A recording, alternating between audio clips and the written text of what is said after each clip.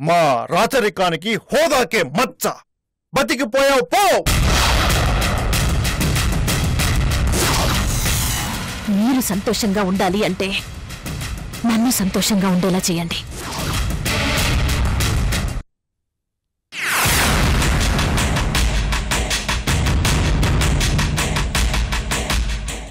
సంధ్య,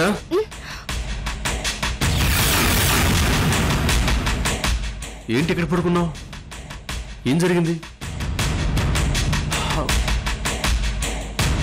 తలంతా భారంగా ఉంది.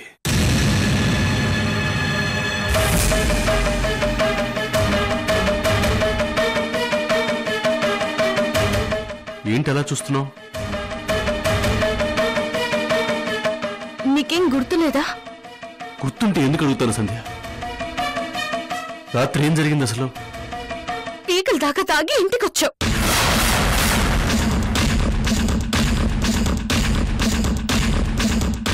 బజార్ మనిషిలో ప్రవర్తించావు. గొడవ చేశావు. గొడవ చేశానా? మామూలు గొడవ కాదు. నిన్ను కంట్రోల్ చేయడం నా వల్ల కాలేదు. మన దగ్గరున్నది రూప బాబని సంగతి సందీప్ కి చెప్పేస్తానంటూ వీరంగా వాడావు. కుంపలు అంటుకుంటాయి, అంత పని చేయొద్దు అంటూ నీ కాళ్ళ వేళ్ళ పడ్డాను. నీ మొబైల్ కూడా లాక్కుపోయాను. నా మాట వింటేగా అడ్డుపడుతున్నానన్న కోపంతో నన్ను గదిలో నుంచి బయటికి తరిమేసి తలుపులేసుకున్నావు. ఎంత కంగారు పడి చచ్చారో తెలుసా? నరకం చూపించావు. గుర్తొస్తేనే భయం వేస్తుంది, వణుకు పడుతోంది.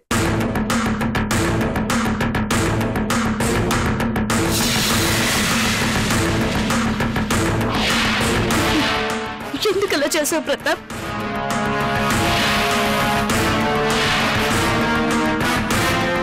ఐఎమ్ సారీ సంధ్య, నేను బాధ పెట్టాను, గొడవ చేశాను. సిగ్గేస్తుంది, గిల్టీగా ఉంది. నీ కళ్ళల్లో చూడటానికి ధైర్యం చాలటం లేదు. అయినా నేను దౌర్జన్యంగా ప్రవర్తిస్తుంటే ఎందుకు ఊరుకున్నావు? నా చెంప పగలగొట్టుండాల్సిందే, బయటికి తోసి తలుపులేసి ఉండాల్సిందే. Sorry, once again sorry. సరే వదిలే, ఇంకెప్పుడు అలా తాగి రాకు. తాగను, ఇంకెప్పుడు తాగను, ప్రామిస్. ఒట్టు ఒట్టు, తాగను. ప్రతాప్, తాగను, ప్రతాప్, తాగను. ప్రతాప్, కొట్టుకోవడం ఎందుకు? వదిలే. సంధ్య, ఏంటి సంధ్య, నా మీద నమ్మకం లేదా? నీ మీద నమ్మకం ఉంది, కానీ మన పరిస్థితి బాలేదు. ఎప్పుడు ఏం చేస్తావో, ఎలా బిహేవ్ చేస్తావో అర్థం కావట్లేదు. దీనంతటికీ ముగింపెప్పుడు ఏంటో అర్థం కావట్లేదు. అన్నట్టు సంధ్య, రాత్రి నేనేం చేశాను? మన బాబే రూప బాబని సందీప్కి చెప్పేశానా? చెప్పుంటే పొద్దునే పరిస్థితి ఎంత ప్రశాంతంగా ఉండేదా?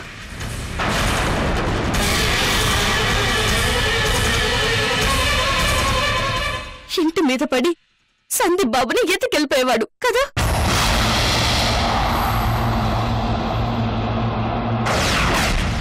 ఈ పాటికి ఏడుస్తూ ఒకళ్ళనొకరు ఓదార్చుకుంటూ కూర్చునేవాళ్ళం. దేవుడు దైవంగా ఆ కన్నం తప్పింది. ఒరే ప్రతాప్, అసలు ఏమైందిరా నీకు? నిన్నంతా నువ్వు అత్తయ్య ఎందుకలా వెళ్ళిపోతున్నారు? అబ్బే ఏం లేదమ్మా, ప్రతాప్ ఒక్కడే ఉన్నాడేమో పలకరిద్దాం అనుకుని వచ్చాను. నువ్వు కూడా ఉన్నావనుకోలేదు, డిస్టర్బ్ చేశాను, క్షమించమ్మా. కావాలని రాలేదు, నిజం. ఈ అత్తయ్య అపార్థం చేసుకోకు.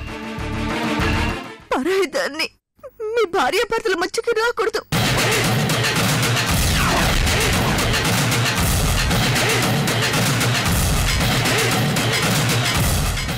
సంధ్య, మీకు వేరే పనేం లేదా? మొగుడు పిల్లలు కాసేపు ఒంటరిగా ఏకాంతంగా కూడా మాట్లాడుకోవడానికి లేదు. ఏం కొంపో ఏమో. చచ్చా,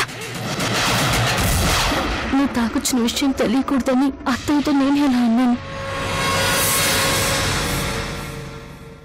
రాత్రి చెప్పావు కదమ్మా, గుర్తుందే? గుర్తుందమ్మా? నేను వెళ్ళిపోతున్నాను. మీరు మాట్లాడుకోండి.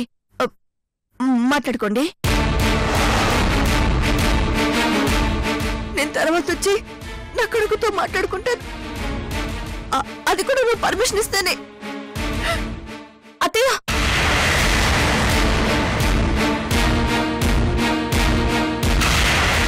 నన్ను క్షమించండి అత్తయ్య. ప్లీజ్. నేను నిన్ను క్షమించడం ఏంటి? లే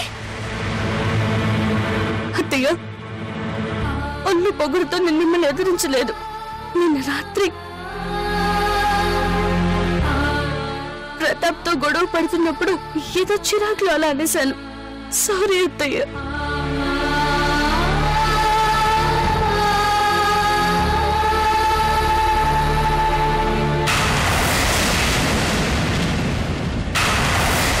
పర్వాలేదమ్మా. నీ ప్లేస్ లో ఎవరున్నా అలాగే విసుక్కుంటారు. నేను ఆ మాత్రం అర్థం చేసుకోగలనులే.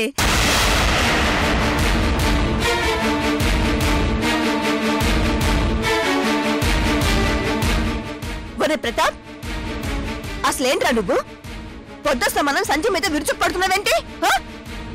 అది కాదమ్మా, బాబు విషయంలో బాధ తట్టుకోలేక. అదేంట్రా ఎప్పుడు చూసినా బాబు బాధ బాధ అంటావు? అసలు బాబు గురించి మాకు ధైర్యం చెప్పిన వాడివే నువ్వు కదా. నువ్వే ఇలా అయిపోతేలరా. అత్తయ్య, ఇప్పటి వరకు జరిగిన గొడవ చాలు. బాబు గురించి ఫైనల్ డెసిషన్ తీసేసుకుందాం. అంటే బాబుని తిరిగి చేద్దాం అంటున్నాను. అప్పుడు గానీ ఇంట్లో ప్రశాంతత రాబో అంటున్నాను.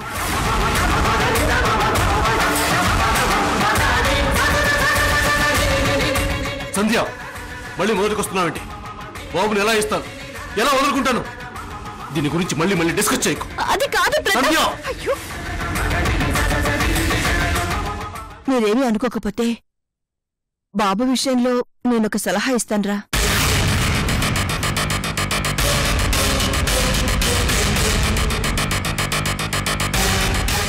మీ అమ్మకి ఏ సమస్య వచ్చినా బాధ వచ్చినా స్వామీజీ దగ్గరికెళ్ళి సమస్య చెప్పుకునేది.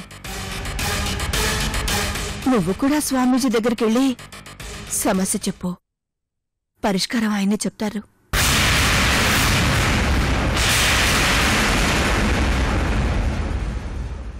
ఆయన ఎలా చెప్తే అలా నడుచుకుందాం.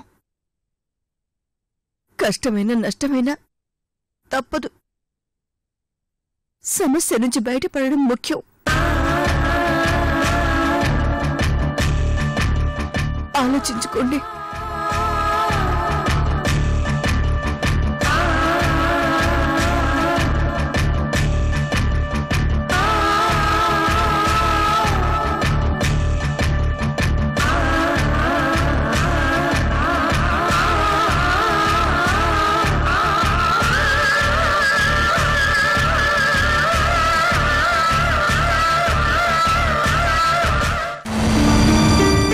రామ రామ రామేతి రమే రామే మనోరమే సహస్రనామ తత్తుల్యం రామనామ వరాననే. శ్రీరామ రామ రామేతి రమే రామే మనోరమే సహస్రనామ తత్తుల్యం రామనామ వరాననే. శ్రీరామ రామ రామేతి రమే రామే మనోరమే సహస్రనామ తత్తుల్యం రామనామ వరాననే. శ్రీరామ రామ రామేతి రమే రామే మనోరమే సహస్రనామ తత్తుల్యం రామనామ వరాననే. శ్రీరామ రామ రామేతి రమే రామే మనోరమే సహస్రనామ తత్తుల్యం రామనామ వరాననే. తాతయ్య, ఏంటిది? ఏమైంది నీకు? నా బిడ్డ ఈ రోజు కాకపోతే రేపు దొరుకుతాడు. ఆ మాత్రం దానికి నిన్ను నువ్వు ఇలా హింసించుకుంటే నేనెంత బాధపడతానో తెలుసా? లేదమ్మా, నేను నా చేతిలో హారతి వెలిగించుకున్నది నీ బాబు ఎప్పుడు దొరుకుతాడన్న ఆశతో కాదు, నా మనవరాలు ఏ కష్టం లేకుండా సుఖంగా ఉండాలని. తాతయ్య, నేను కోరుకున్నది జరిగితేనే నువ్వు కోరుకున్నది జరిగేది. అయినా నా నా బాబు దొరికిన వెంటనే ఈ కష్టాలన్నీ పటాపంచులైపోతాయి. అయ్యో, కానీ దొరకాలి కదమ్మా. దొరుకుతాడు తాతయ్య, ఖచ్చితంగా దొరుకుతాడు. ఏ నమ్మకంతో చెప్తున్నావు? తాతయ్య, రాత్రి కలలో నాకు మన స్వామీజీ కనిపించారు. నన్ను ఆశీర్వదిస్తున్నట్టు నవ్వుతూ కనిపించారు. నాకెందుకో ఆయన దగ్గరికి వెళితే నా బాబుజాడు చెప్తారనిపిస్తుంది.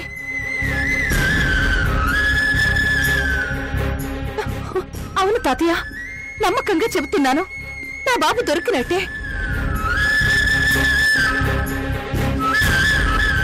అసలు ఎన్నాళ్ళు స్వామీజీని నా బాబు గురించి అడగాలన్న ఆలోచన ఎందుకు రాలేదో నాకు అర్థం కావడం లేదు.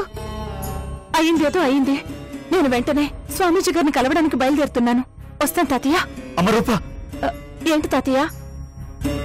ఏం లేదమ్మా, నువ్వనుకున్నట్టు స్వామీజీ బాబుజాడ చెబితే పర్వాలేదు. కానీ ఒకవేళ దురదృష్టవశాత్తు బాబు దొరకడు అని చెబితే నువ్వు తట్టుకోగలవా తల్లి?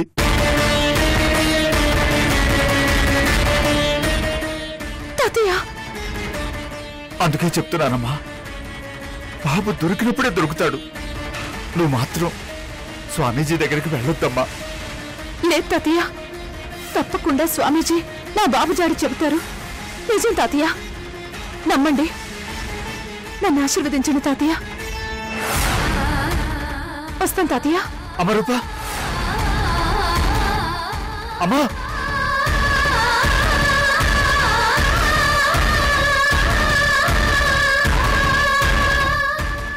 భగవంతుడా, నా రూపకు బిడ్డ కనపడకపోయినా పర్వాలేదు, కానీ రూపకి ఏమీ జరగకుండా చల్లగా చూడు తండ్రి, చల్లగా చూడు.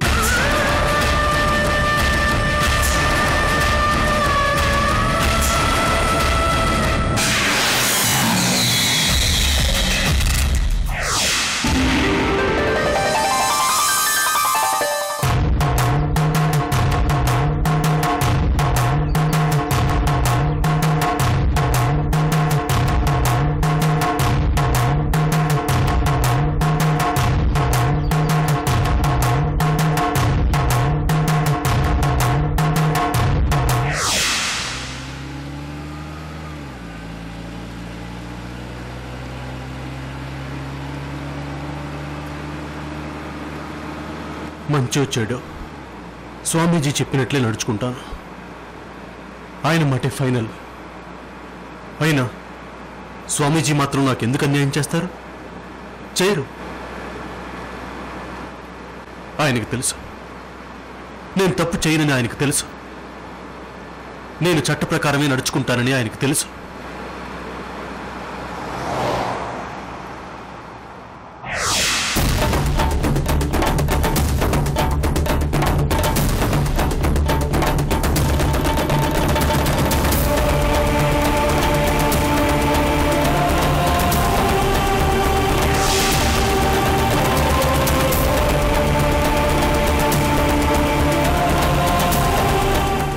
స్వామీజీ నా వైపే ఆలోచిస్తారు.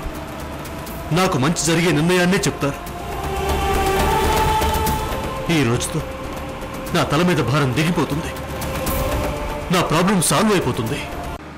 స్వామీజీ, మిమ్మల్ని నమ్ముకుని వస్తున్నాను. కోటి ఆశలతో వస్తున్నాను. మీరు చెప్పబోయే నిర్ణయం బాబు గురించి కాదు, నా చావు బతుకుల గురించి. అది మర్చిపోవద్దు.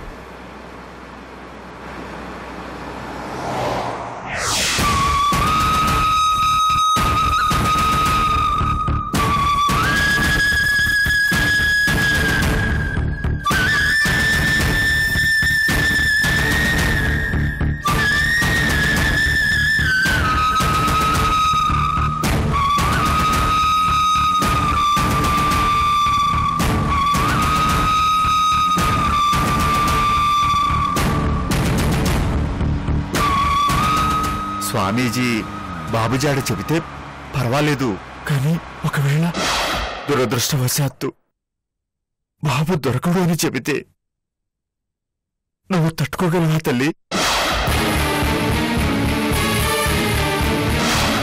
బాబు దొరికినప్పుడే దొరుకుతాడు. నువ్వు మాత్రం స్వామీజీ దగ్గరికి వెళ్ళొద్దమ్మా.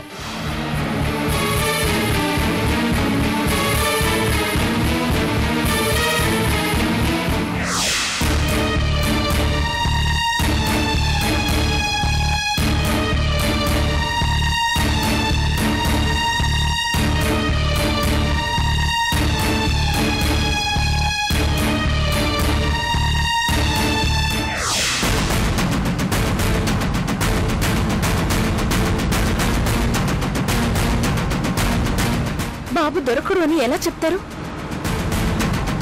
అలా చెబితే మాత్రం నేనెలా ఊరుకుంటాను? ఎలా వదిలిపెడతాను?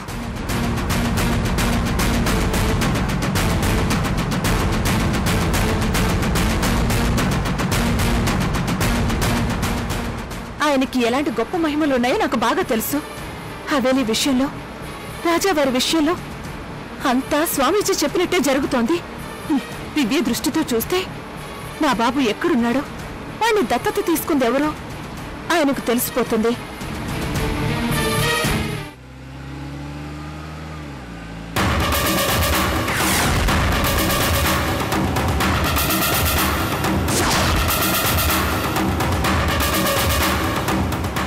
ఎస్, తెలిసిపోతుంది.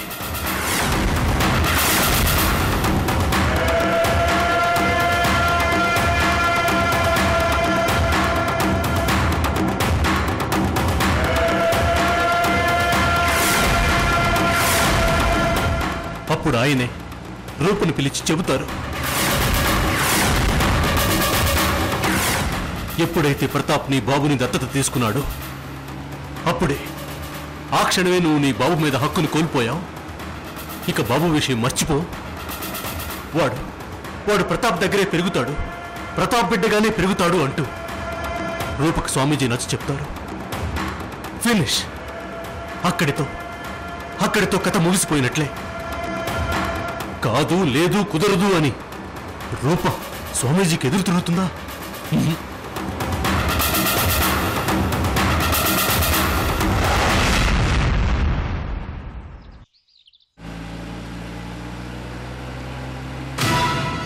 ఖచ్చితంగా ఎదురు తిరుగుతాను, గొడవ పడతాను. అవసరమైతే ఆయన కాళ్ళ దగ్గరే తల పగలగొట్టుకుంటాను.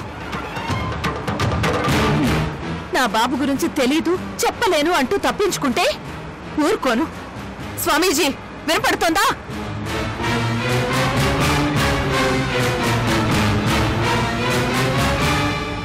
స్వామీజీ, మీ దగ్గరికి రావాలి అనే ఆలోచన ఇన్నాళ్ళు నాకెందుకు రాలేదు? పిచ్చి దానిలో ఏడుస్తున్నాను. బాబు కోసం రోడ్డును పడి వెతుక్కుంటున్నాను. అందరి కాళ్ళు పట్టుకుంటున్నాను. నరకం అనుభవిస్తున్నాను.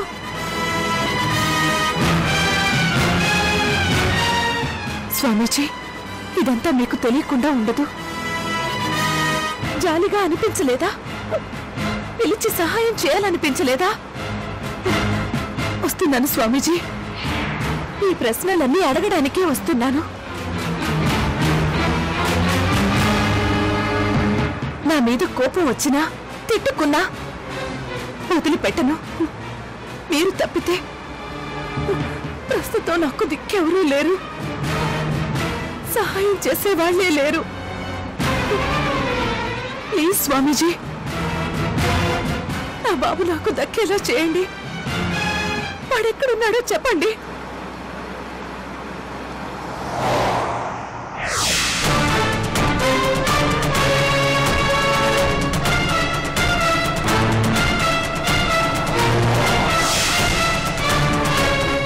మీ మీదే నా ఆఖరి ఆశ.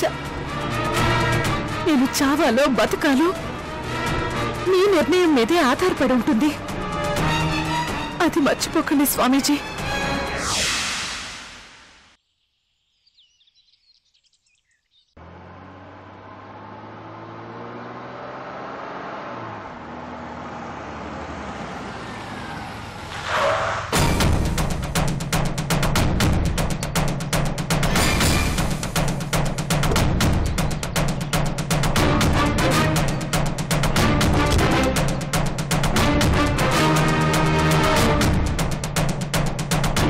దేవుడా, అడ్డుపడుకో. నా అదృష్టానికి అడ్డుపడకు. ఈ రోజుతో అయినా నా ప్రాబ్లం సాల్వ్ అవని, నా కష్టాలు తీరిపోని, అంతా మంచి జరగాలి.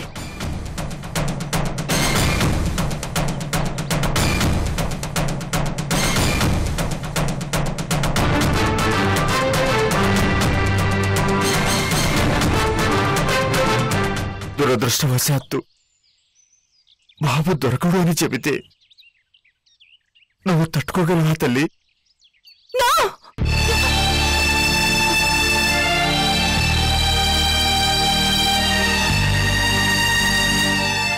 అలా జరగదు.